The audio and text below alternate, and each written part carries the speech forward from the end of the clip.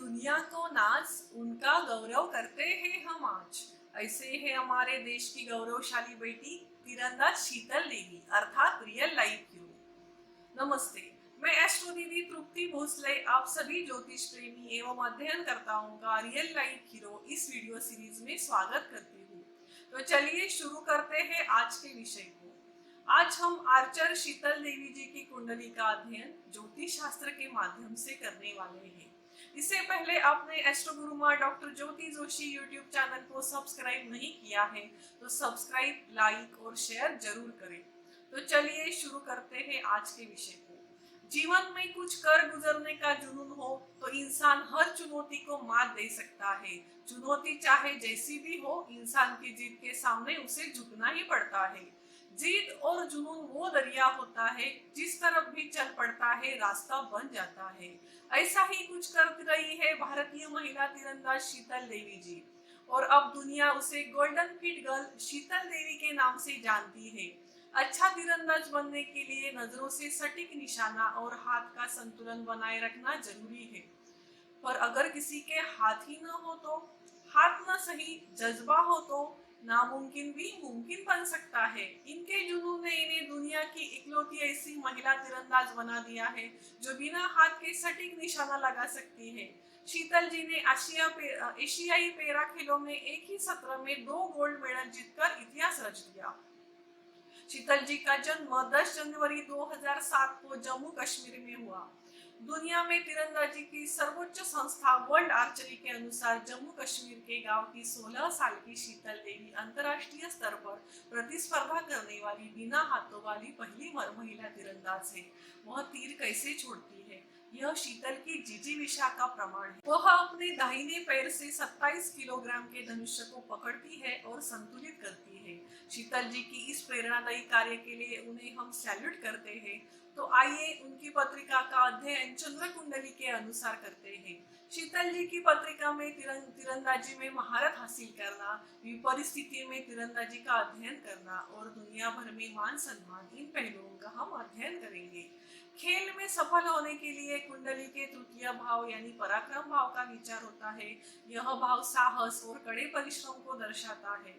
इस भाव की भूमिका महत्वपूर्ण है क्योंकि हर सफलता पूरे समर्पण और कड़ी मेहनत पर निर्भर होती है।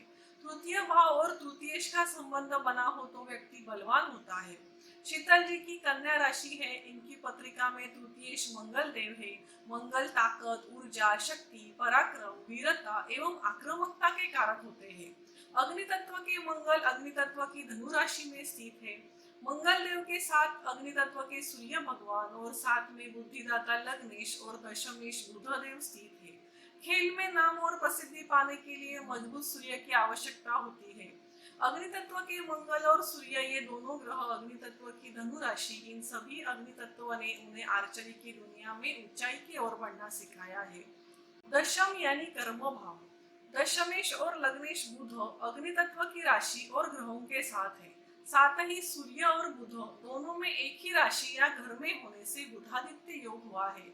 इस योग के बनने पर व्यक्ति बुद्धिमान और सीखने की रुचि रखता है। इन गुणों के कारण सामाजिक मान सम्मान और सुख समृद्धि प्राप्त करता है।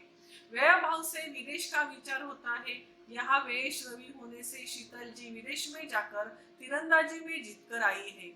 धनु राशि के बारे में देखते हैं तो धनु राशि का चिन्ह ही धनुर्धारी मनुष्य है। धनुर्धारी मनुष्य ने धनुष्य को खींचकर वो शरसंधान करने वाला है। धनु राशि अग्नि तत्व की और धनु राशि के अधिपति गुरु महाराज जी आकाश तत्व के कारक है। आसमान सबके लिए समान होता है। आसमान के लिए कोई छोटा बड़ा नहीं होता, जो चाहे आसमान की ऊंचाई छू सकता है। चतुर्थेश और सप्तमेश गुरुदेव तृतीय इस पराक्रम भाव में मंगल ग्रह की वृश्चिक राशि में स्थित है। गुरुदेव की पंचम दृष्टि प्रसिद्धि के सप्तम भाव पर, तृतीयेश मंगल चतुर्थ भाव में और चतुर्थेश गुरु तृतीय भाव में यहाँ अनन्य योग की निर्मित हुई है। चतुर्थ भाव यानी सुख का भाव, चतुर्थ भाव से तृतीय भाव का योग होने से लोकप्रियता और फैंस की लंबी कतार मिलती है। कुंडली में इन भाव एवं स्वामियों का बलवान होकर खेल के कारक भाव एवं अभावेश तथा ग्रहों से संबंध खेल के द्वारा सफलता उपलब्धि लाभ दिलाता है। ज्ञान शिक्षा देने का कार्य गुरु ग्रह के पास है, तो शीतल जी को आर्चरी सिखाने वाले उनके कोच के कारण उन्होंने सफलता हासिल की है। गुरु ग्रह का भाग्योदय का वर्षकाल 16 से 24 तक होता है। शीतल जी ने 16 साल की उम्र में सभी विपरीत परिस्थितियों को मात देते हुए अपने लक्ष्य को निर्धारण करते हुए आर्चरी क्षेत्र में वो छा गई है। नवम भाव भाग्य का भाव है। मेहनत के साथ साथ भाग्य का साथ भी जरूरी है, इसलिए कोई बड़ा पद हासिल करना है तो कुंडली में भाग्य भाव और उसके स्वामी की स्थिति बलवान होनी चाहिए। तृतीय से तृतीय भाव पंचम भाव है, और तो और नवम से नवम भाव भी पंचम भाव है। इसी कारण पंचम भाव से यश, मान, प्रतिष्ठा, मनोरंजन, खेल का स्थान, खेल प्रतिभा एवं दक्षता, ये सब कारकत्व और पत्रिका की गहराई ध्यान में आती है। क्योंकि शीतल जी की पत्रिका में भाग्य शुक्रदेव पंचम भाव में स्थित है, ये बहुत बड़ा योग है। साथ में ही गुरुदेव जी की सप्तम दृष्टि भाग्य भाव पर है, गुरु शुक्र लाभ योग में, पंचमे षष्ठी शनि गुरु के नव पंचम योग में, षष्ठ भाव यानी विरोधी पक्ष, प्रतियोगिता, संघर्ष, प्रतिद्वंदी का भाव है। इस पत्रिका के लिए षष्ठी शनि महाराज है। यहाँ षष्ठी शनिदेव लाभ तुर्तेश यानी सुख भाव के अधिपति गुरु के नव पंचम योग में होने से शीतल जी अपने आरोग्य की सीमा लाकर एक नई मिसाल दुनिया के सामने रखी है।